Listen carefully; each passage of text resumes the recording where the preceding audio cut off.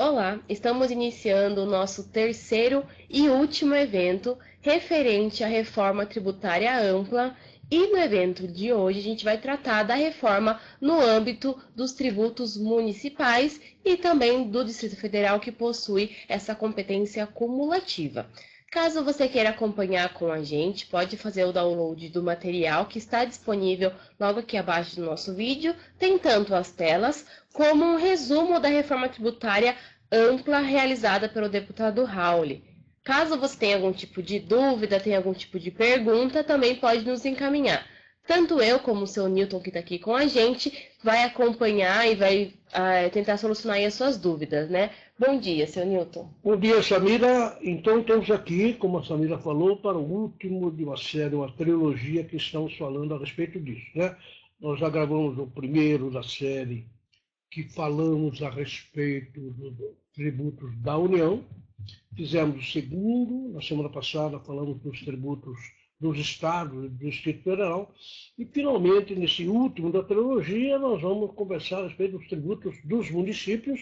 E o Distrito Federal, nesse aí, ele acaba acumulando essas responsabilidades também.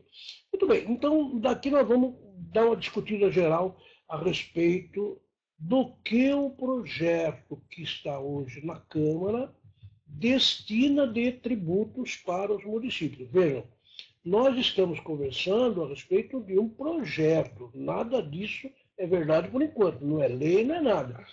O pessoal está discutindo isso daí. Por falar em discussão, eu não sei se vocês acompanharam, mas ontem na TV Cultura, naquele programa Roda Viva, quem foi entrevistado lá durante 1h30 foi o deputado Luiz Carlos Raul, que é o relator da comissão, né? Inclusive, nós estamos preparando um material para esclarecer bem tudo aquilo que ele falou, né, para a gente ter uma ideia bastante abrangente de tudo, né?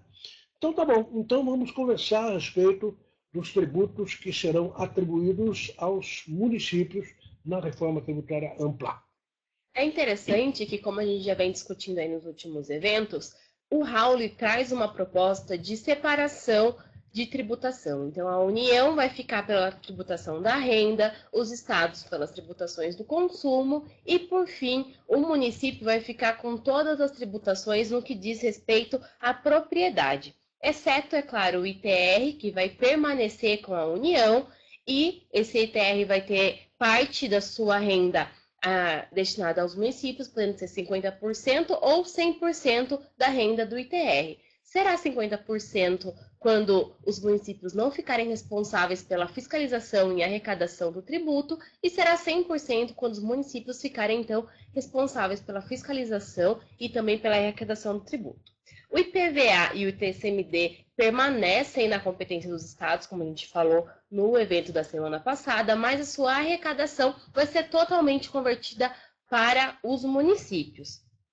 A ideia na reforma tributária, pelo menos para os municípios, é que você tenha uma padronização de todos os tributos, principalmente com a edição de uma lei federal que estipule uma alíquota mínima e também uma fiscalização e um reajuste mínimo anual, coisas que muitas vezes não acontecem nos municípios. Como a gente sabe, os municípios eles são pequenos e as chances de você ter uma extensão de benefícios fiscais muito grande para as pessoas que não, às vezes nem poderiam ter benefícios, acaba acontecendo. Então, a ideia principal na reforma tributária é você parar com esse tipo de expansão de benefícios, de alíquotas muito reduzidas e também de falta de reajuste, né, senhor? Exatamente. Esse é um fenômeno que você está comentando que ocorre em relação ao IPTU, né? O IPTU ele é um tributo municipal pela nossa Constituição, ele vai continuar pelo município, que é um imposto sobre a propriedade, mas acontece que nos municípios pequenos, o que acaba acontecendo, né? As propriedades lá, os terrenos, as casas, elas ou são do prefeito, ou são dos vereadores, ou são dos parentes dessas peças aí. Ora, então você sabe que o IPTU é muito pequenininho, muito manipulado. Nesse particular, eu acho que a ideia do Raul até que é muito boa, porque ele está querendo fazer uma lei nacional, mais ou menos como nós temos no ISS, né? Que tem alíquotas mínimas. Então, a prefeitura de Cabo Bom, não sei de onde, lá que é pequena, ela fica obrigada a cobrar o IPTU no mínimo de acordo com aquela alíquota mínima, né? O que não acontece no país todo desses pequenos. É claro que os municípios maiores, nós temos várias situações aí, eles cobram mais, coisa que a gente vai comentar daqui a pouco. É isso mesmo. Bom, o primeiro tributo que vai permanecer na competência dos municípios é o Imposto sobre Propriedade Predial e Territorial Urbana, o IPTU, como o seu Newton mesmo comentou. É interessante que o IPTU, na origem, quando a gente teve a edição da Constituição Federal e a inclusão do IPTU como tributo, ele veio como uma forma de tributar sinais de riqueza. Por quê? A ideia principal era quanto maior fosse o terreno, maior seria a tributação do IPTU. O que acabou, a base de cálculo acaba sendo bem subjetiva. Não temos uma definição muito clara do que seria efetiva a base de cálculo do IPTU. Então, a ideia era você tributar ele conforme os sinais de riqueza do seu contribuinte. E também o IPTU, ele é o tipo de tributo que ele leva em consideração a situação jurídica da pessoa, que é possuir bens. Então, a situação jurídica dela, se você possui bem, você paga o IPTU. Se você não tem um bem imóvel, você não paga o IPTU. Então, essa realmente é a ideia inicial do IPTU era tributar esses sinais de riqueza. Exatamente. O grande problema do IPTU, olha, é o imposto sobre a propriedade. Como nós vimos anteriormente, no sistema tributário clássico, isso é mundial, né? A propriedade normalmente é atribuída aos municípios, aliás, onde se encontram os terrenos, as casas, etc. Então, tudo isso é atribuído aos municípios. Aí você me perguntará, mas e o ITR, que é sobre a propriedade rural? Né? E se a ITR não deveria ser do município? Deveria, só que não é. Por quê?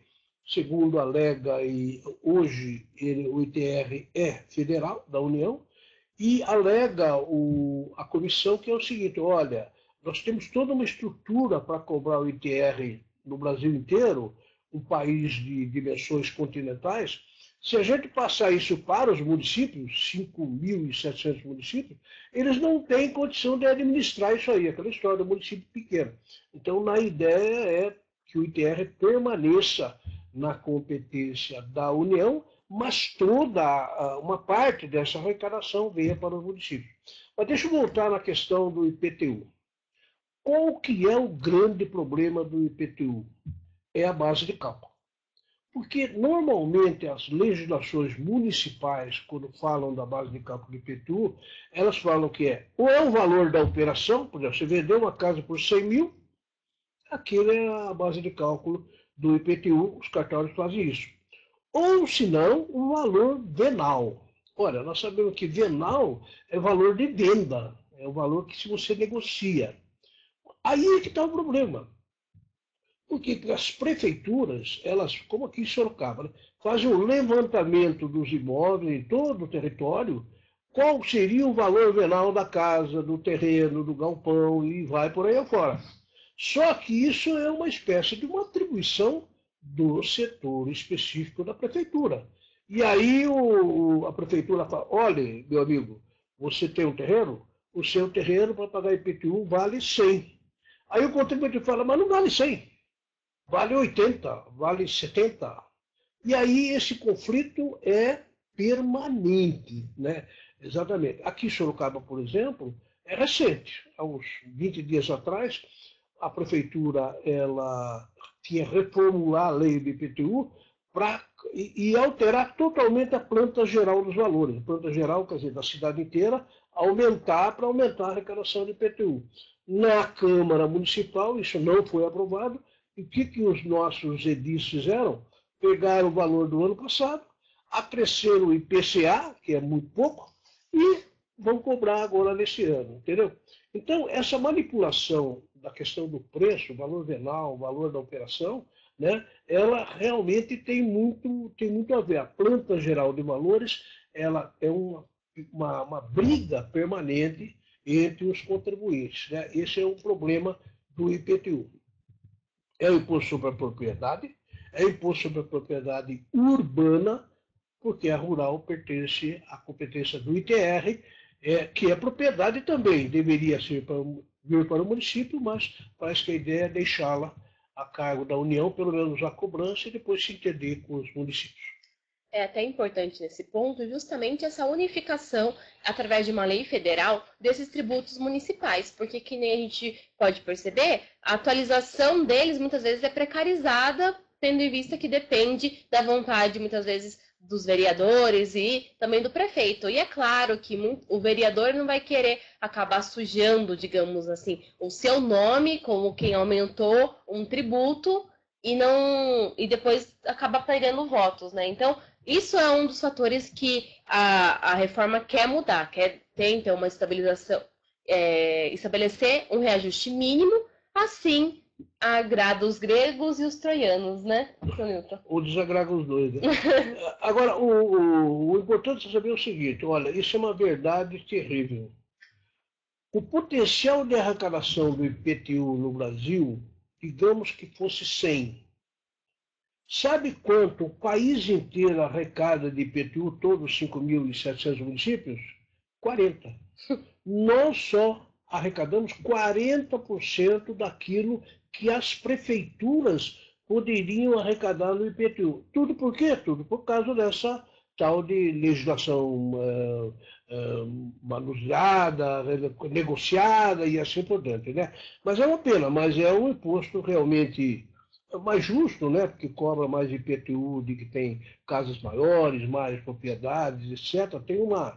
Tem uma justeza aí, né? Tem uma distribuição de renda, digamos assim, né? Que não é muito praticada em relação a isso. Mas, sem dúvida nenhuma, é um bom imposto. Há muito tempo pertence aos municípios e tudo indica que ele vai continuar sem nenhuma alteração. Agora, nós sabemos que no Brasil a distribuição de renda é muito dispara, né? Nós temos um problema sério social que teremos que resolver. O problema, eu tenho ouvido muito, acompanhando essa história da reforma tributária, eu tenho ouvido muito a respeito de que os tributos, deveriam ser um mecanismo para redistribuir renda. Sabe aquele negócio de que, não, o rico milionário, etc., paga muito mais imposto, viu, Samira? Tem que pagar muito mais. E os mais pobres pagam menos ou até nem pagam. E aí redistribui a renda. Ora, os especialistas, até mundiais, a respeito de tributação, eles já chegaram à conclusão de que o tributo não é um mecanismo adequado para redistribuir renda. Ele pode ajudar.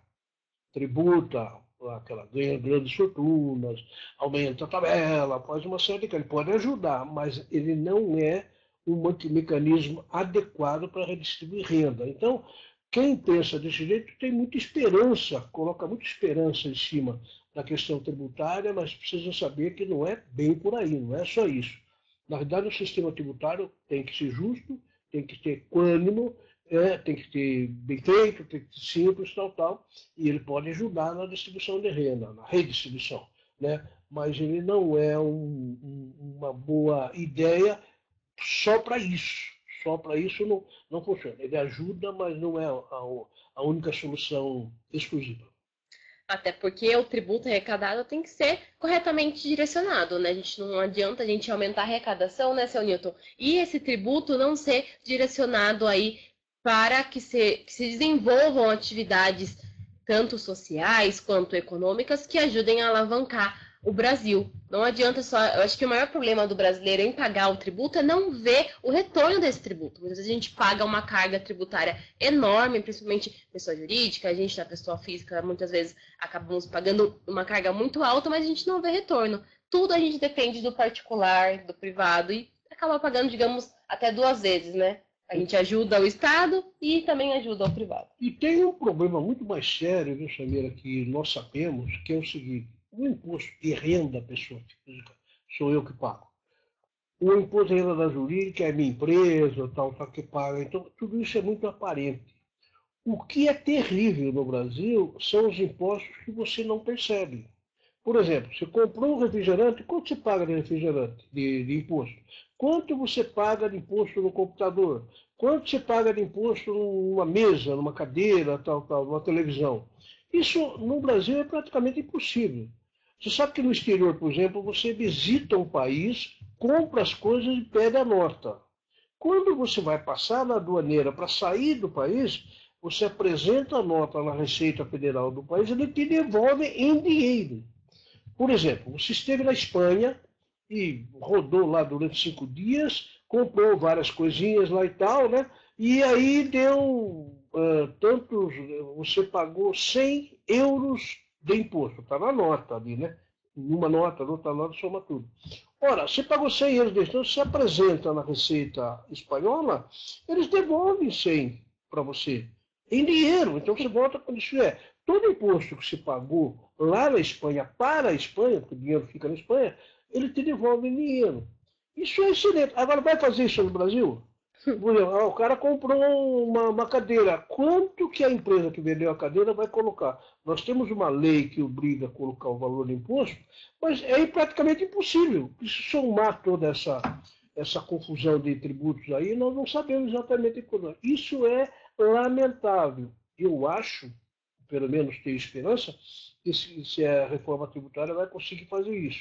E o tal do IPTU ele se inclui, né, nessa problemática toda de tributo complicado, tributo que você não sabe quanto gera injustiça. Agora, que esse tipo de tributo possa, ele por si só, fazer uma redistribuição de renda, é pouco provável que isso vai acontecer, mas ele pode ajudar. É isso mesmo. Bom, o próximo tributo que a gente vai tratar hoje, que permanece também na competência dos municípios, é o Imposto sobre Transmissão Intervivos de Bens Imóveis, o ITBI. O ITBI, a gente pode dizer que é parceiro, anda de mão dada com o ITCMD. Enquanto o ITCMD ele trata das transmissões quando ocorre morte ou doação, o ITBI ele vai tratar das interações comerciais entre pessoas vivas. Então, a compra e a venda de um imóvel, o mútuo entre imóveis. Então, são esses tipos de transações que ele vai cuidar. E ele vai permanecer aí com os municípios. Exatamente. Então, o ITBI ele já é da competência municipal, né? Também tem aquela atrapalhada do valor, né? Porque a transmissão interviu, você vai no cartório, eu vendi um terreno para você por 50 mil, né? O ITBI ele é pago naquela transmissão intervivos, né? Como a Samira lembrou. O ITBI é entre pessoas vivas. O ITCMD é entre isso que é imposto de transmissão causa-morte, porque alguém morreu nessa história aí. Mas é interessante, veja o que é o improviso na legislação tributária brasileira. Nós temos o ITCMD, Imposto de Transmissão Causa-Morte. Morreu, paga, se for o caso. Só que nós acoplamos no ITCMD a doação. E a doação não é entre mortos, a doação é entre vivos. Quer dizer, na verdade, a doação devia estar juntada no ITBI, não no ITCMD. Mas, de qualquer forma, fica aí esse registro aí. Então, o intervivos ele tem um problema porque o cartório, quando você está vendendo esse terreno para a Samira, por 50 mil, em princípio, a operação foi 50 mil. Só que ele vai olhar na planta de valores do município, aquela famosa planta que é feita pelo órgão de fiscalização do município, e vai chegar e falar, olha, o seu terreno não é 50 mil na planta geral de valores, é 70. Então eu vou cobrar o IPTU, o cartório tem que cobrar, né? Eu vou cobrar o IPTU sobre 70. Mas como? Eu estou vendendo por 50. Estou dando um cheque nominal cruzado, né? Ela está me dando um cheque nominal. Ela vai voltar, eu sei que vai voltar o cheque, mas tem um cheque nominal cruzado de 50 mil, esse é o valor da operação. Mas vocês estão. O cartório poderia até dizer, né? Vocês estão passando por baixo. Não adianta fazer por cima. Mas deixando de lado isso, o cartório ele é obrigado nesses casos, cobrar pelo ITBI com base na planta geral de valores. Ora, se nós temos 5.700 municípios no Brasil, você pode imaginar a atrapalhada disso que acontece em São Paulo mesmo. A questão de 2 meses, tem um problema de ITBI lá que tem milhares de ações que o cara não quer pagar, acho que não pode, não é isso e tal. Porque o João Dória, lá, o prefeito, ele cismou de fazer isso aí. Então tem essa dificuldade. Mas, de qualquer forma, vai aqui o registro histórico. O ITBI, ele é um imposto português. Não é português no sentido de piada, não é português porque veio de Portugal. Né? Lá em Portugal, o ITBI ele chamava CISA. S-I-S-A. CISA, o imposto de CISA. Nós começamos a cobrar a CISA aqui, daí nós, na Constituição, colocamos o ITBI, que é intervir. Né? É só um registro histórico, quer dizer, não adianta nada, também não esclarece nada para saber se era CISA ou não adianta muita coisa, né? Até porque se souber que é CISA ou não, você não vai pagar menos, vai pagar o mesmo jeito. Mas, de qualquer forma, fica aí o registro histórico. CISA português virou o Intervivos brasileiro, está na Constituição atual e certamente vai continuar para isso. É um imposto sobre a propriedade, né? Você faz a transmissão de bens imóveis, é sobre a propriedade, por isso que ele está sendo alocado, como já está hoje, está sendo alocado como tributo que deve ser destinado aos municípios. É isso mesmo. E é interessante que na reforma tributária existe a previsão dos municípios realizarem convênios com a União para que tenha uma fiscalização mais apurada desses tributos. E o ITBI, se houver realmente esse convênio, é muito fácil da gente cruzar as informações. A gente pega a declaração do imposto de renda da pessoa física e pega a de MOB, por exemplo, que a gente tem informações. A gente pega a DOI, que também tem a declaração de operações imobiliárias. Você consegue cruzar, verificar vendas e verificar se houve ou não o não recolhimento desse ITBI. Às vezes você faz a compra e a venda, mas não faz o registro no cartório naquele momento, por causa de questão de valores mesmo, mas mesmo assim os municípios vão conseguir cruzar essas informações e bater na sua porta cobrando o ITBI, né? E no seu endereço novo ainda, porque eles vão ter tudo. Não, inclusive, sabe o que quer saber o que acontece muito? É que, de novo, né? Os municípios, na medida em que o tamanho do município é menor, eles não têm essa estrutura de fiscalização. Você imagina se comparar o setor de fiscalização de Sorocaba com a fiscalização da Receita Federal. Lá são milhares de agentes públicos. Aqui são poucos. Então a estrutura não tem. Olha, veja um trabalho que a Receita Federal está fazendo agora, que é a fotografia aérea. Né? O que a Receita está fazendo? Ela tem a declaração. Então, ela tem a declaração de bens de um determinado contribuinte que diz lá, uma casa situada no condomínio Porta do Céu. Porta do Céu? Né? Em alguns casos deve ser Porta do Inferno. Né? Mas um terreno situado no condomínio Porta do Céu, adquirido em 2016, tal, 100 mil reais. Aí o que acontece? O cidadão, ele começa uma construção ali e faz uma casa suntuosa, faz um palacete lá. Gasta, digamos, R$1 milhão. Mas, como a declaração do imposto de renda à pessoa física, ela é um ato unilateral, quer dizer, o contribuinte consigo próprio. Eu vou declarar isso, vou declarar aquilo. Bom, se ele continuar repetindo lá 100 mil, 100 mil, 100 mil, em princípio, não se tem isso. O município, claro, vai ter um alvará de construção, dependendo da coisa, mas não tem toda essa estrutura.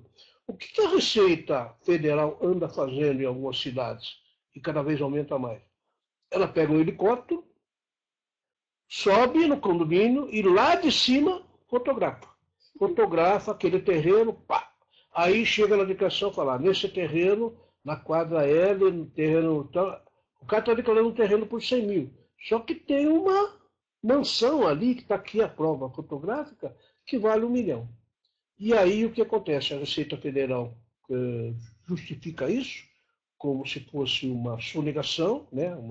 A receita omitida, e cobra imposto de renda sobre isso. Ora, a consequência disso, por exemplo, no ITBI é a mesma coisa.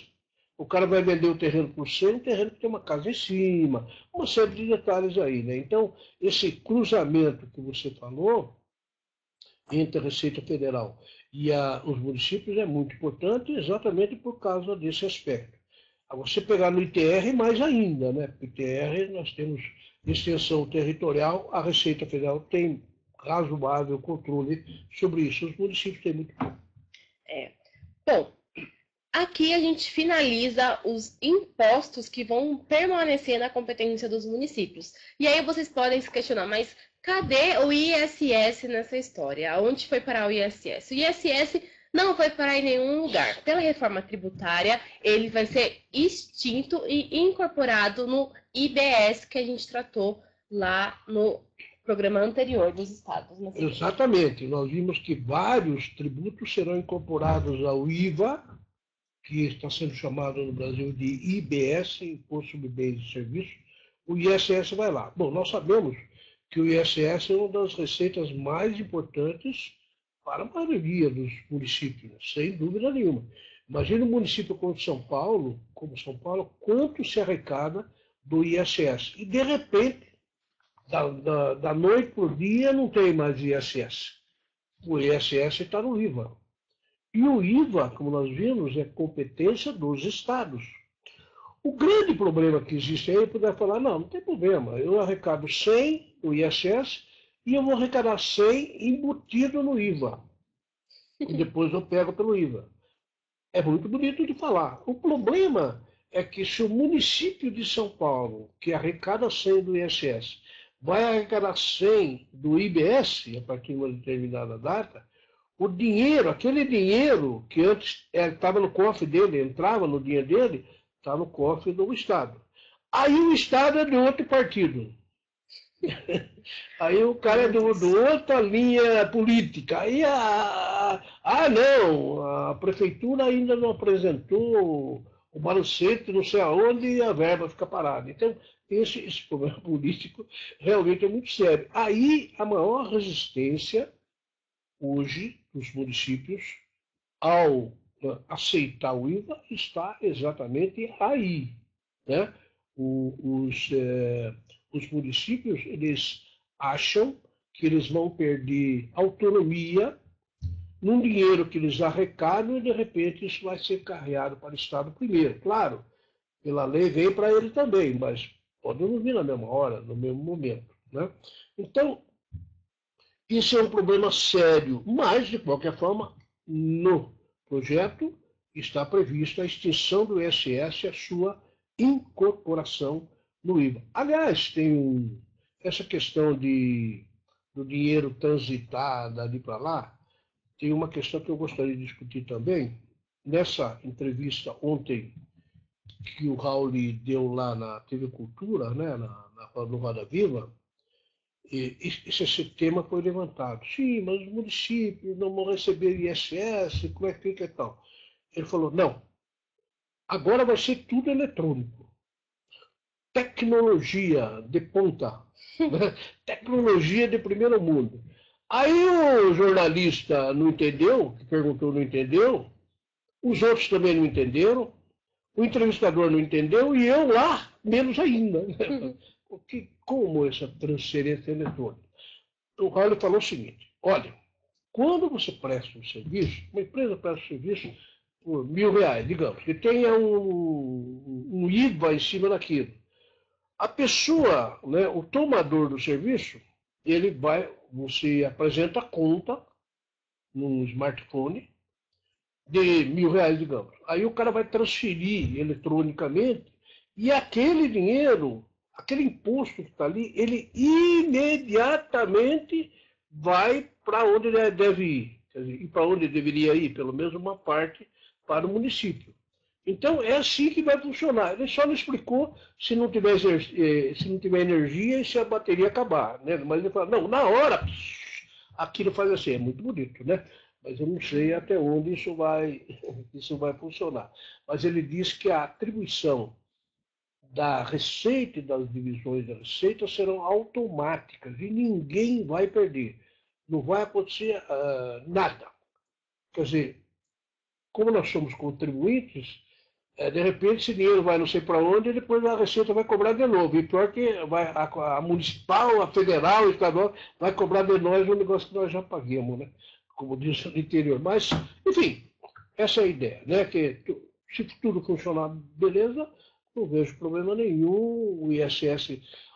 Eu me lembro que eu estava numa palestra do relator da reforma tributária, e ao lado dele, ao lado do Raul, estava o secretário de Fazenda do município de São Paulo. Secretário de Fazenda do município de São Paulo. Logicamente é responsável pelo tributo, inclusive pelo ISS. Daí está falando, não, mas o ISS, o município de São Paulo vai perder ISS, o Rio vai perder, Sorocaba vai perder, tal. O Raul olhou para ele e falou assim, olha, esqueça esse tal de ISS, esse negócio não serve para nada. O IVA é que vai ser dona, quer dizer, é realmente uma posição bastante otimista. E quando a gente fala em questões de informática dentro do estado de São Paulo, ainda que nós temos os municípios mais interioranos, a gente já tem um desenvolvimento muito maior do que se a gente for comparar com cidades bem menores, no Nordeste, no Norte, que muitas vezes mal conseguem sair das suas cidades porque tem que enfrentar aí um rio e etc. Então, dentro de São Paulo, isso provavelmente possa funcionar realmente muito bem. Mas a gente tem que pensar que Brasil não é São Paulo, né, seu Nilton? Sim, claro. O problema também, outro ponto que é muito importante, é que a gente precisa de uma reforma tributária, né? Já está mais do que na hora da gente ter uma reforma tributária. E mudanças nunca são fáceis. E são difíceis de aceitar também, né, seu Nilton? Exatamente. Então, essa questão da extinção do ISS, quer dizer, em princípio, teoricamente, eu acho que não haveria problema nenhum, deve funcionar normalmente, até porque o IVA, ele funciona já em mais de 100 países. Mais de 100 países do mundo usam o IVA tranquilo. Né? Então, eu acredito que nós possamos fazer. A gente copia tanta coisa ruim de fora, né? A gente copia um monte de coisa de fora, e agora, né, hoje, por exemplo, hoje é dia 31 de outubro.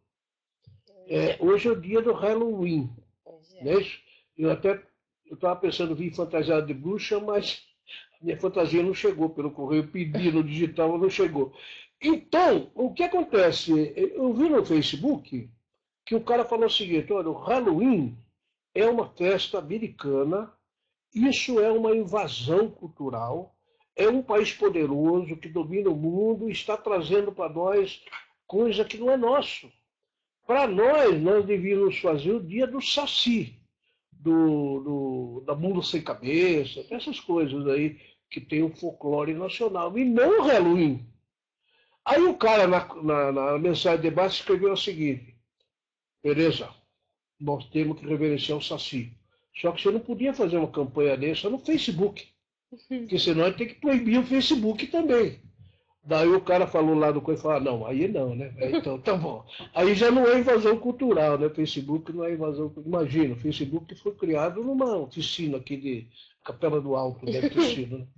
Bom, pessoal, então, essa é nós estivemos falando, então, do ITBI, né? Que é a transmissão. É isso mesmo.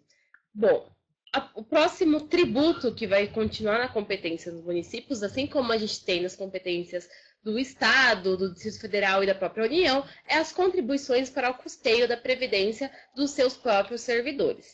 Como a gente também já comentou, os servidores, eles possuem um estatutário, eles não são CLTistas, assim como os demais empregados, e eles acabam não recolhendo nenhum tipo de contribuição para o INSS. Então, a sua aposentadoria acaba sendo pelos fundos das prefeituras, dos estados e também da União. Então, essa contribuição para o custeio da previdência dos servidores permanece na competência de cada um dos seus municípios. Aliás, isso é um problema muito sério, né? Aí volta de novo naqueles municípios pequenos. Por exemplo, isso é uma opção, né? Você é empregado da prefeitura de Jaboatão dos Guararapes, né? Não sei se tem lá em Pernambuco. Ora, o funcionário daquela prefeitura, ele pode arrecadar, ele pode pagar previdência no regime geral, como eu, você, com todo mundo, no regime geral. Só que a prefeitura local, ela pode constituir um fundo só com as contribuições dos empregados do município, dos servidores públicos do município lá de Jaboatão. Beleza? É legal, constitucional, não há nenhum problema. A prefeitura quis fazer, fez, aprovou o fundo. Só que esse fundo tem que ser administrado. E ao ser administrado, aí vem o João, José, o Francisco, Lava Jato, aquelas coisas todas aí, né? Nós temos alguns fundos de previdência aí que está um problema muito sério, né? Exato, o Fundo de Previdência do Banco do Brasil andou tendo problema, o Fundo Postales dos Correios, tal. Então, essas contribuições para custeio da Previdência dos servidores da própria prefeitura é constitucional, é legal, não há nenhum problema, mas tem uma estrutura. Até porque previdência é meio complicado, né? Porque você tem que fazer um cálculo atuarial. Olha, o servidor ele vai viver 60 anos, então a previdência é tanto. Não, ele vai viver 70 anos, aí tem que aumentar. Aí tem que aumentar. O problema é que o pessoal está morrendo cada vez mais tarde, né? Cada vez mais tarde, você viu, o pessoal normalmente antes morria às 8 horas da manhã. E agora está morrendo mais tarde, tudo às 8 horas da noite. Então, eu quero dizer, não, a idade está aumentando. Então, esses fundos de custeio da Previdência dos servidores têm dado problema em muitas prefeituras, né? Então tem que tomar muito cuidado. Mas é constitucional? É. Está na Constituição e é permitido? É. Tem que fazer estrutura, logicamente. Tem que ter lá uma assessoria do INSS, né? Porque, afinal de contas, você sabe, quem entende de previdência no Brasil é o INSS. Tudo que ele faz dá certinho. Funciona super bem, né? Nossa, amanhã é uma maravilha. Muito bem, gente. Então, esse é as contribuições para custeio da Previdência dos servidores municipais. Está previsto na atual Constituição e provavelmente vai continuar. A próxima contribuição é uma novidade aí nos nossos eventos, a gente ainda não comentou sobre ela, que é a contribuição para custeio do serviço de iluminação pública.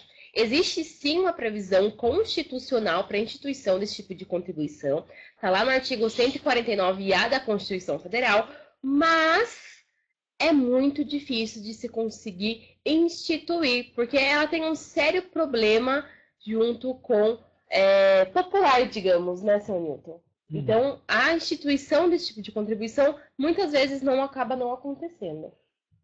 Aqui em Sorocaba, a gente fala, Sorocaba está perto aqui, né? Aqui em Sorocaba, 3 meses atrás, o prefeito ele tentou instituir essa contribuição da iluminação pública e a Câmara Municipal não aceitou. E a gente continua sem isso.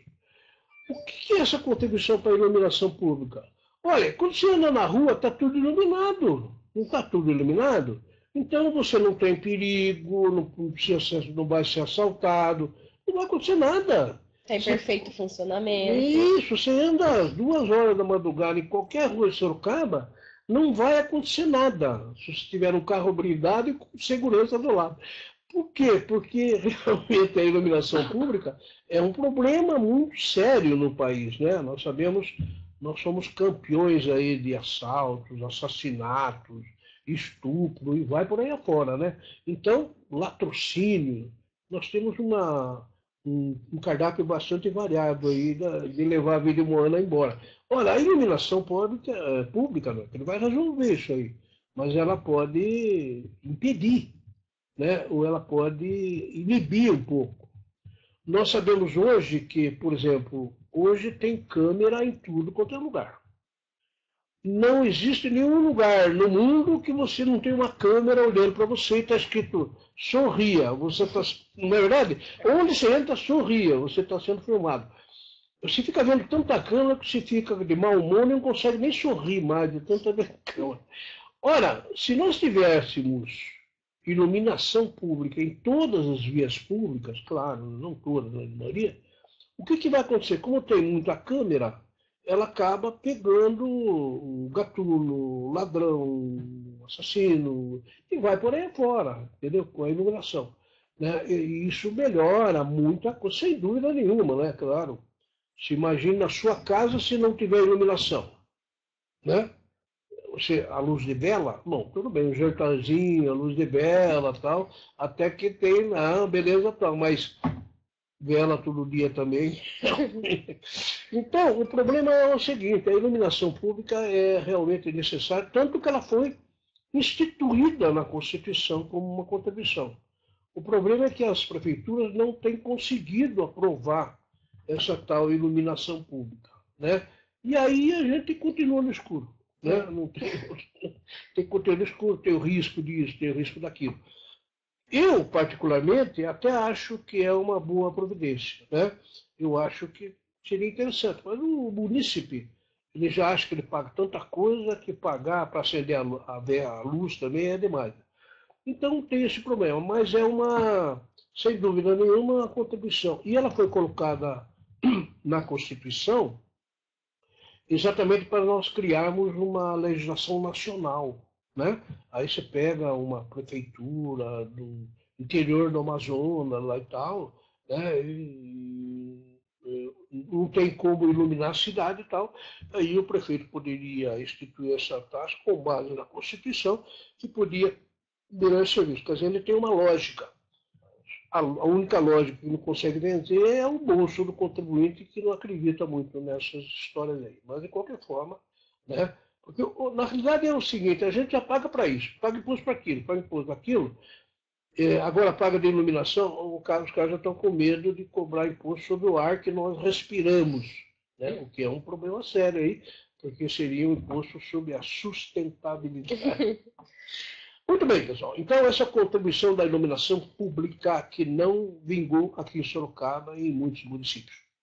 É importante também lembrar que a gente pode pensar, agora sem o ISS, os municípios vão querer instituir essa contribuição. Só que as contribuições, elas têm a sua destinação vinculada, elas precisam ser levadas para aquele fim em que ela foi instituída. Então, se a gente tem uma contribuição para custeio de serviço de iluminação, todo o dinheiro arrecadado com essa contribuição tem que ser utilizado na iluminação pública. A gente não pode pegar o dinheiro dessa contribuição para comprar sulfite para o departamento, a gente não pode pegar o dinheiro dessa contribuição para pagar as dívidas do posto de saúde, do hospital. Então, a instituição dessa contribuição, ela não vai ajudar a melhorar a arrecadação geral do município, ela só vai ter um pouco mais de renda para fins dessa iluminação pública. Então tem que tomar muito cuidado com isso. Não adianta também o município querer instituir só para ter mais dinheiro e tampar os buracos de outros setores, porque não vai poder. Essa contribuição tem que ser utilizada somente na iluminação pública. Aliás, esse problema de verbas com destinação específica no Brasil é muito sério, né? Há 15 dias atrás, nós vimos uma notícia que o Ministério da Educação repassou para o município, não me lembro de onde aí, repassou 10 milhões de reais para educação. Era para escola, para professora, enfim, para livro, para caderno, para educação. O município, que é pequeno, recebeu aqueles 10 milhões lá na conta, sabe o que ele fez? Bom, primeiro, eles separaram 500 mil reais para fazer um portal na cidade. Sabe aquela... Você entra na cidade, tem um portalzão. Você está entrando no paraíso, qualquer coisa assim. Esse portal, 500 mil para fazer isso aí. Aí separou mais 500 mil para consertar a quadra. Quadra de basquete e lá e tal. Né? E vai por aí fora. Ainda tirou tal. Quer dizer, para a educação, daí o prefeito falou, não, mas o portal é para a educação, né? Você está comunicando que você está entrando em Sorocaba. Né? Nós não temos portal aqui, né? Mas, quem sabe algum dia. Eu me lembro que aqui em Sorocaba, você sabe que Sorocaba tem muita coisa diferente, que não tem nos outros lugares, né? Eu sou sorocabano com 76 anos, sabe que há uns 20 anos atrás, houve uma comissão, foi formada em comissões de cidadãos ilustres, que queria construir aqui em Sorocaba um Cristo Redentor. Aqui no Morro da Mariquinha, eles iam fazer um Cristo do tamanho lá do Rio de Janeiro, entendeu? Não deu certo, claro. Nem o morro desse tamanho, o morro não ia aguentar, teve que afundar o Cristo. Então, eles abandonaram essa ideia. Mas tem esse negócio, de repente o cara inventa um negócio e quer fazer, usa a verba que não pode. pega a verba da iluminação pública, digamos que tenha R$ 1 milhão no cofre da prefeitura. Aí, como é para iluminação, acende uma lâmpada na cabeça de um mágico lá, que fala, não, vamos fazer isso. E gasta o dinheiro naquilo que não é possível. Né? Então, tem muito desse problema. A verba ela é destinada especificamente ali, mas não chega. Exatamente. E, por fim, as taxas e as contribuições de melhoria. Como a gente já comentou, as taxas são para pagamento de serviços prestados pelo município aos contribuintes, e as contribuições de melhoria são aquelas contribuições voltadas para quando existe algum tipo de obra pública, e essa obra pública ela causa uma valorização naquele ambiente. É bem interessante que a contribuição de melhoria ela tem dois lados. Se existe uma valorização daquele espaço, o município construiu uma praça para passeio, uma praça que agora a gente tem com aqueles aparelhos de exercício físico e melhorou a qualidade ali daqueles imóveis, ele pode cobrar contribuição de melhoria. Mas se, por exemplo, ele construiu um presídio ao lado da sua casa, teoricamente isso desvaloriza e, teoricamente, ele teria que indenizar pela desvalorização. Mas aí depende quem está preso lá, né? Depende. Se tiver na Lava Jato, é tudo gente que é advogado, engenheiro, deputado, etc. Vai melhorar, né? Vai ter uma contribuição de melhoria. Você tem, né? Imagina se inaugura um presídio ao lado da sua casa. Aí você saber que tem um ex-governador, um ex-deputado, fica orgulhoso. Pelo menos a sua vizinhança melhora bem, né? Então, ou não, né? Ou não. Mas então essa contribuição, nós já conversamos a contribuição de melhoria, a essência desse tributo, ela é muito importante. Por quê? Porque você democratiza o custo de uma melhoria. Né? Você citou o caso, por exemplo, de uma academia ao ar livre. Né? Perto de casa tem uma academia. Eu vou lá todo dia. É excelente. Né? Quer dizer, claro, nós temos as academias que tem aparelho. Lá não tem aparelho, tudo simples. Mas é ótimo, porque você tem a possibilidade de fazer exercício, tal. Né? Então, se a prefeitura colocasse uma academia ao ar livre, próximo da sua casa, é claro que caberia os circundantes lá, né, o pessoal que mora ali, poderia ter pago alguma coisa porque houve uma melhoria. É claro que essa melhoria só vai ocorrer se o pessoal realmente for na academia, que já é outro problema. Mas, né, então você paga uma academia, você pega uma rua. O asfalto, por exemplo, no asfalto a gente não tem que pagar o asfalto. Toda vez que passa um asfalto em frente da sua casa, você paga o asfalto. Por quê? Porque melhora. Eu, por exemplo, eu paguei 3 vezes o asfalto, porque ele estraga. Então, cada vez tem uma contribuição lá. Mas melhora o asfalto, melhora a rua, melhora o viaduto, melhora o presídio, não melhora, alguma coisa melhora, né? Os estádios da Copa, né? Você vê, ia melhorar muito. Verdade que estão todos abandonados aí, mas ia melhorar muito a vizinhança lá.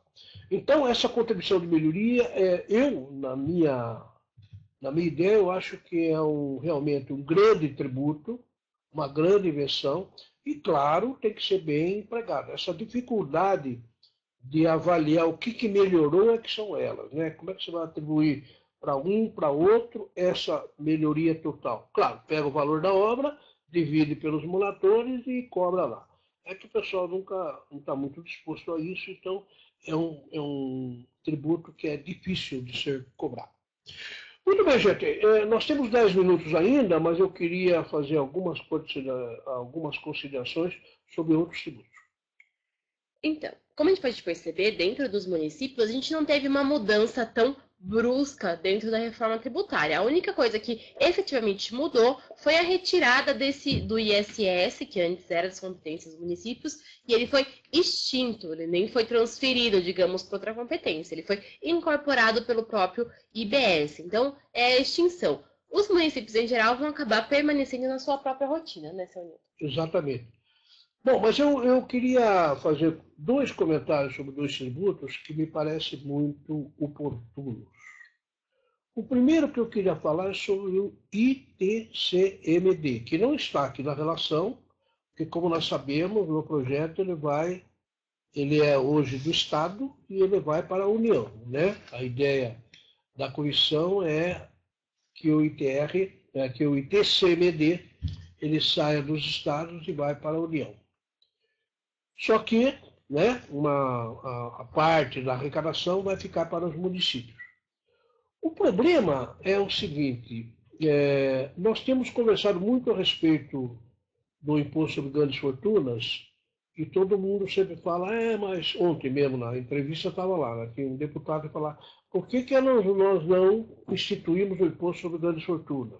Nós temos que instituir o imposto sobre grandes fortunas. Nós temos muito pobre, mas temos alguns ricos, mas muito ricos, né? Então, nós temos que instituir assim por dentro. Muito bem, a alegação do relator, do Hawley, é que é o seguinte, e ele cita sempre o exemplo dos Estados Unidos. O que acontece? Nos Estados Unidos, não tem imposto sobre grandes fortunas. Aliás, na França, ela tinha alguns anos e foi revogada, esses dias aí foi revogada. Porque o funcionamento do imposto sobre grandes fortunas, já discutimos isso, é meio complicado. Então, qual é a ideia do relator da reforma tributária e da comissão hoje? Nós pegamos o ITCMD, Imposto sobre Transmissão, Causa, Morte e Doações, e aumentamos bem a alíquota. Hoje a média no Brasil é de 4%. O Estado de São Paulo, por exemplo, é 4%, o ITCMD. Pode ir até 8%, mas a maioria cobra 4%. Nós aumentamos a alíquota do ITCMD bastante. Digamos que dos 4% nós colocamos 25%. Aí o que vai acontecer? E não instituímos o imposto sobre grandes fortunas. Aí o que vai acontecer? O pessoal vai indo pela vida, vai indo, vai ganhando, vai pagando imposto de renda, paga imposto de renda, etc. Tal. Não paga o grandes fortunas. E ele vai acumulando. E aí ele tem casa, aí ele é fazenda, é aplicação, tem um monte de coisa. Aí, de repente, não mais que de repente, como diz o poeta, o cara resolve morrer, né? Vocês sabiam, não sei se é segredo nenhum, mas a maioria das pessoas acaba morrendo, né? A maioria. Eu não pretendo, mas a maioria morre mesmo. Então, o que acontece? Quando morre, ele não pagou o imposto sobre grandes fortunas, mas ele vai pagar o ITCMD bem grandão. E aí, a ideia do americano, que o relator está querendo copiar aqui, é que é o seguinte, o imposto sobre grande fortuna, na realidade, é o imposto na hora que o cara morre, que ele não escapa. Não tem como escapar, né? Porque ele vai morrer aqui, não vai ficar, vai cobrar. Conta-se, e não sei se isso é verdade, mas tem alguns estados lá nos Estados Unidos que o imposto da morte lá é de 40%. Quer dizer, então o cara deixa uma casa de 200 mil para o filho e o filho tem que pagar 40% de 200 mil no imposto de herança. Quer dizer, então é um imposto sobre grande fortuna maravilhoso, né? Porque pega na hora que vender. Um bom planejamento, como diz lá, nesses estados que o imposto sobre a herança é muito grande, um bom planejamento tributário é não morrer. Na medida que o cara vai adiando a morte, vai adiando, ele consegue adiar, vai planejando o imposto aí. Mas o imposto é muito grande. Aliás, diga-se de passagem, tem muito brasileiro que anda comprando apartamento em Miami para investir, etc., e não sabe disso, né? E a hora que ele morrer, Miami, se não me engano, é 40% também. Tem lá umas isenções tal e tal. Então precisa tomar cuidado com isso. Então, essa consideração que eu queria falar a respeito do ITCMD. Uma das ideias da comissão e do relator é transformar o ITCMD numa espécie de imposto sobre grandes fortunas, né? E o fato gerador nesse ITCMD não seria deter a fortuna, ser proprietário da fortuna, mas seria morrer. O fato gerador é meio duro entender, né? O morre gera o imposto, tal, né? O imposto nasce da morte. Da abertura da sucessão. A abertura da sucessão. Isso, a advogada, né? Ela matou a pau, abertura da sucessão. Muito bem, então essa é a consideração que eu queria fazer sobre o ITCMD. Até por isso mesmo que as doações ficam junto com o ITCMD. O que acontecia? Visando um planejamento sucessório melhor, as pessoas começaram a fazer o adiantamento da legítima, que é a doação de pai para filho antes da morte, a doação em vida, que algumas pessoas chamam. E aí, com isso, eles acabavam escapando do ITCMD. Doavam em vida, escapavam do ITCMD. E aí eles juntaram a doação no mesmo tributo do ITCMD e não dá mais para fugir por enquanto. Essa é a razão. Então. Muito bem, pessoal, mas eu queria, nesses últimos minutos aqui no chat, eu queria falar um pouquinho do IPVA. Certamente você sabe o que é o IPVA, né? Imposto sobre a Propriedade de Veículos Automotores. Fala-se que o IPVA brasileiro é um absurdo de caro. Em alguns países é bem mais barato. Aliás, eu particularmente sou contra o IPVA. Não sei por que o cara pode cobrar imposto sobre o veículo. Né? Esse controle, né? O carro ele paga no outro estado, é uma confusão. Você fiscalizar isso aí é difícil e é um imposto, não me parece muito justo aí. Mas, de qualquer forma, tem aí. O IPVA, como nós sabemos, hoje, ele é estadual, competência dos estados.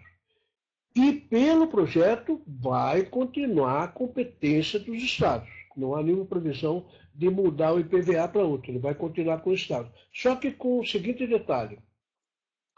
O IPVA, hoje, metade ele é atribuído aos municípios, né? Por exemplo, os veículos de Sorocaba que pagam IPVA, o IPVA vai para o estado de São Paulo, mas metade da arrecadação vem para Sorocaba. Qual que é a ideia? O IPVA é o Imposto sobre a Propriedade, por isso que é IP, Imposto sobre a Propriedade de Veículos Automotores. Toda a arrecadação do IPVA que for cobrada pelos estados será destinada aos municípios. Ok? Por quê? Porque o município é que detém o Imposto sobre a Propriedade. Mas por que o Estado vai continuar cobrando? Porque o Estado já tem o controle, já tem o cadastro, já está tudo direitinho, está funcionando direitinho e tal. Então ele arrecada tudo. Hoje metade vem para o município. Na reforma, tudo vai vir para o município. O Estado não vai ficar com nada. Muito bem, então essa é uma grande, digamos que não mexe na vida do contribuinte, porque você continua pagando IPVA, não vai, o dinheiro que simplesmente vinha metade, hoje vem tudo. Só que tem um detalhe. A reforma vai incluir mais veículos automotores que não estão na atual desenho constitucional. Que veículos são esses? Aeronaves e embarcações. Ok? Então, quem tem um aviãozinho particular, quem tem um bote no Rio Sorocaba, não, né? Tem que ser um iate, né? Aquele bote para pescar o final de semana já é todo. Mas o IPVA vai atingir as aeronaves e irá atingir também as embarcações com essa reforma. O que vai acontecer? Em princípio, aumenta a arrecadação do IPVA. Como tudo vem para o município, então o município acaba recebendo tudo do IPVA e mais um acréscimo. Certo? A ideia é que essa arrecadação ela vai ajudar um pouco a perda do ISS. Olha, o ISS não tem mais, você vai ter imposto sobre o bote e sobre o aeromodelismo lá, então, sobre os aviões. Entendeu? Então, essa é uma grande modificação que está no projeto, provavelmente vai ser aprovado, né? Mas é uma grande modificação que atinge o IPVA. Muito bem, pessoal. Olha, são 9 horas e 30 minutos aqui em Sorocaba e nós estamos encerrando aqui essa trilogia. Trilogia de 3, né? Primeiro, segundo, terceiro vídeo. Então, a gente vai inventar um um outro tema para depois discutir, né? E eu vou voltar a conversar com a Samira, depois a gente avisa sobre o que nós vamos falar. É isso mesmo, a gente agradece muito a participação de você aqui com a gente.